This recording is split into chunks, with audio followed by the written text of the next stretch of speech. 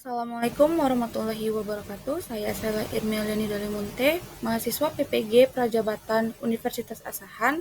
Pada kesempatan kali ini saya ingin menjelaskan tentang modifikasi perencanaan pembelajaran pada mata kuliah pemahaman peserta didik dan pembelajarannya. Pada kali ini saya memodifikasi modul ajar mulai dari informasi umum, kompetensi inti, dan lampiran. Pada informasi umum ada identitas penulis modul, kedua kompetensi awal, ketiga profil pelajar Pancasila, keempat sarana dan prasarana, kemudian target peserta didik, dan model pembelajaran. Pada kompetensi inti, yaitu satu tujuan pembelajaran, yang kedua asesmen, yang ketiga kegiatan pembelajaran. Kemudian lampiran, yaitu ada LKPD dan instrumen penilaian. Modul ajar matematika kali ini yang dimodifikasi yaitu bangun ruang sisi datar fase D kelas 8. Adapun capaian pembelajarannya yaitu pada akhir fase D, peserta didik dapat menentukan luas permukaan dan volume bangun ruang yaitu prisma, tabung, bola, limas, dan kerucut untuk menyelesaikan masalah yang terkait, menjelaskan pengaruh perubahan secara proporsional dari bangun datar dan bangun ruang terhadap ukuran panjang, luas, atau volume. Pada tujuan pembelajaran yaitu melalui pengamatan tayangan PowerPoint dan lembar kegiatan peserta didik akan menentukan jaring-jaring bangun dari sisi datar. Yang kedua, melalui kegiatan kelompok dan lembar kerja peserta didik akan menentukan luas permukaan kubus. Kemudian, melalui kegiatan kelompok dengan lembar kerja peserta didik akan menentukan luas permukaan balok. Kemudian, menggunakan masalah pada lembar kegiatan peserta didik akan menyelesaikan masalah kontekstual yang berkaitan dengan luas permukaan kubus. Yang terakhir, menggunakan masalah pada lembar kegiatan peserta didik akan menyelesaikan masalah kontekstual yang berkaitan dengan luas permukaan balok. Pada modul ajar matematika bangun ruang sisi datar fase D kelas 8, profil pelajar Pancasila yang dipilih yaitu 1. Mandiri, kedua bernalar kritis, ketiga kreatif. Adapun targetnya yaitu peserta didik reguler yang berjumlah 32 orang, ketersediaan materi yaitu pengayaan atau remedial, mode pembelajarannya luring atau tatap muka, dan model pembelajaran digunakan yaitu problem based learning atau PBL. Pada kegiatan ini, deskripsi kegiatan pembelajaran, adapun kegiatan orientasi yaitu yang dilakukan oleh guru melalui pembelajaran dengan salam dan berdoa, kemudian mengecek kehadiran peserta didik, yang ketiga meminta peserta didik menyiapkan perlengkapan belajar. Yang dilakukan peserta didik yaitu menjawab salam dan berdoa, memberi keterangan tentang kehadiran, kemudian menyiapkan perlengkapan belajar. Alokasi waktu yang dibutuhkan yaitu 25 menit. Nah, pada fase relating, memberi pengantar awal materi dengan memahami dan persepsi tentang bangun ruang sisi datar secara umum. Nah, di sini guru memotivasi peserta didik dengan memberikan beberapa contoh nyata dalam kehidupan sehari-hari berkaitan dengan bangun ruang sisi datar, yaitu kubus, balok, prisma, dan limas, serta mengenai penerapan konsep bangun ruang sisi datar dalam kehidupan sehari-hari mereka. Misalnya, memperlihatkan beberapa gambar seperti dadu, lemari, atap rumah, piramida, dan kemasan makanan. Nah, pada peserta didik, kegiatannya yaitu memperhatikan dan menjawab pertanyaan guru, kemudian mengingat kembali materi prasyaratnya. Kemudian, yang kelima yaitu melakukan proses tanya jawab dengan peserta didik dengan tujuan mengarahkan mereka pada fokus pembelajaran, di mana peserta didik diminta untuk mengamati bagaimana bidang-bidang sisi dari berbagai contoh, kemudian meminta peserta didik menyebutkan bentuk, nama bangun, atau pembentuk bidang-bidang sisi dari contoh nyata bangun ruang sisi datar tersebut, kemudian memberikan beberapa pertanyaan, misalnya kita menghitung luas bidang sisi dari beberapa contoh tersebut. Kemudian meminta peserta didik untuk mengingat kembali konsep segitiga dan segi empat yang telah dipelajari di kelas 7 agar memudahkan mereka untuk memahami dan mengikuti pembelajaran materi bangun ruang sisi datar.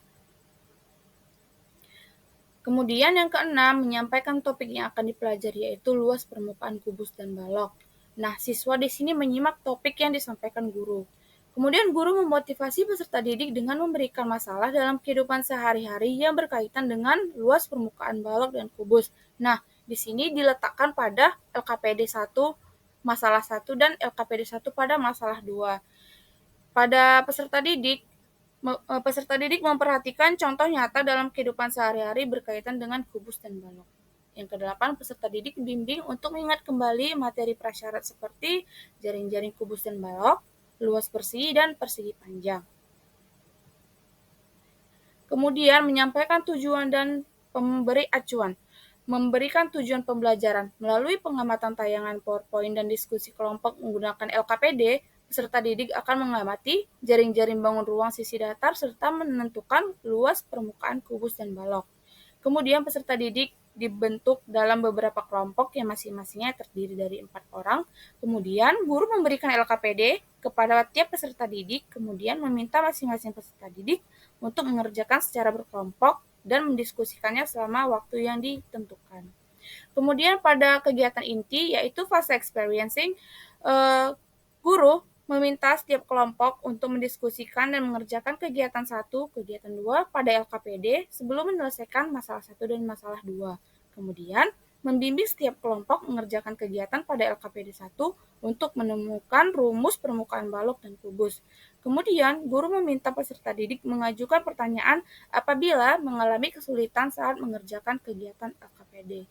Di sini peserta didik mengerjakan kegiatan LKPD, kegiatan 1 dan 2 secara berkelompok dan memperoleh kesimpulan terkait dengan rumus menentukan luas permukaan balok maupun luas permukaan kubus. Kemudian peserta didik membuat kesimpulan terkait rumus menentukan luas permukaan balok dan kubus, kemudian mengajukan pertanyaan bila ada kesulitan. Kemudian pada fase applying, guru meminta masing-masing kelompok untuk menyelesaikan masalah 1 dan masalah 2 menggunakan hasil temuan mereka pada kegiatan 1 dan kegiatan 2 pada LKPD. Kemudian, guru meminta peserta didik untuk mengajukan pertanyaan apabila melalui kesulitan saat mengerjakan LKPD. Kemudian, guru mengajak peserta didik mendiskusikan dan membahas hasil kegiatan dan masalah pada LKPD secara bersama-sama di kelas. Kemudian, meminta kelompok lain menanggapi bila terdapat kelompok yang memperoleh hasil diskusi yang berbeda. Kemudian, pada fase transferring, guru meminta peserta didik untuk mengerjakan soal latihan pada LKPD 1. Kemudian meminta peserta didik untuk mempresentasikan hasil pekerjaan mereka di depan kelas. Kemudian mengajak peserta didik membahas hasil pekerjaan mereka dan menginformasikan jawaban peserta didik serta mengapresiasi mereka. Pada kegiatan penutup, guru mengajak peserta didik mengemukakan kembali secara singkat terkait rumus luas permukaan kubus dan balok serta cara menghitungnya. Kemudian, peserta didik diinformasikan untuk mempelajari materi selanjutnya yaitu tentang volume balok dan kubus. Kemudian kegiatan pelajaran diakhiri dengan mengucap kalimat syukur dan berdoa semoga apa yang telah dipelajari dapat dipahami dengan baik dan bermanfaat, kemudian tutup dengan salam. Adapun pertanyaan refleksi yang diajukan oleh guru kepada peserta didik di akhir pembelajaran yaitu bagaimana perasaanmu setelah melakukan pembelajaran hari ini? Apa hal yang menyenangkan dari pembelajaran yang kamu ikuti? Apa hal yang kurang menyenangkan dari pembelajaran yang telah kamu ikuti hari ini? Dan apa hal baru yang kamu kuasai setelah kamu belajar hari ini? Dan terakhir, apakah hal yang membingungkan saat kamu mengikuti pembelajaran hari ini? Adapun LKPD yang saya susun pada modul ajar ini yaitu dengan melakukan pendekatan kontekstual, yaitu memperlihatkan atau memberi contoh kepada peserta didik melalui benda-benda yang ada di sekitar mereka. Di sini, peserta didik akan menemukan benda-benda tersebut apakah dan bagaimana cara menentukan luas permukaannya, yaitu permukaan kubus dan permukaan balok. Nah, pada masalah 1, ada soal yaitu Rifki akan membuat sebuah akuarium berbentuk balok dengan ukuran panjang 70 cm, lebar 30 cm, dan tingginya 40 cm seperti pada gambar di samping. Untuk kepentingan tersebut, Rifki membeli kaca yang luasnya 2 cm maka 2. Yaitu pertanyaannya itu, apakah kaca tersebut cukup untuk membuat sebuah akuarium yang bagian atasnya tidak ditutupi kaca? Yang kedua, apakah ada kaca yang tersisa dari pembuatan akuarium tersebut? Jika terdapat sisa, berapakah sisa kaca yang dimiliki oleh Rifki? Kemudian pada kegiatan kedua, sama halnya pada kegiatan 1, dengan cara yang sama kita akan memahami jaring-jaring kubus serta bagaimana menentukan luas permukaan kubus.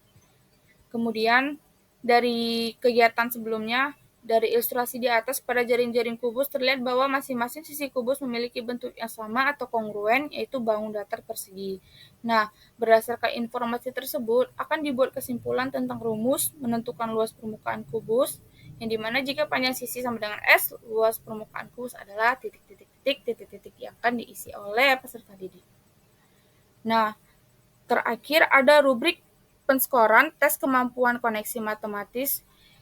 Aspek yang diukur yaitu memahami hubungan antar materi, konsep, dan prosedur dalam maupun di luar matematika.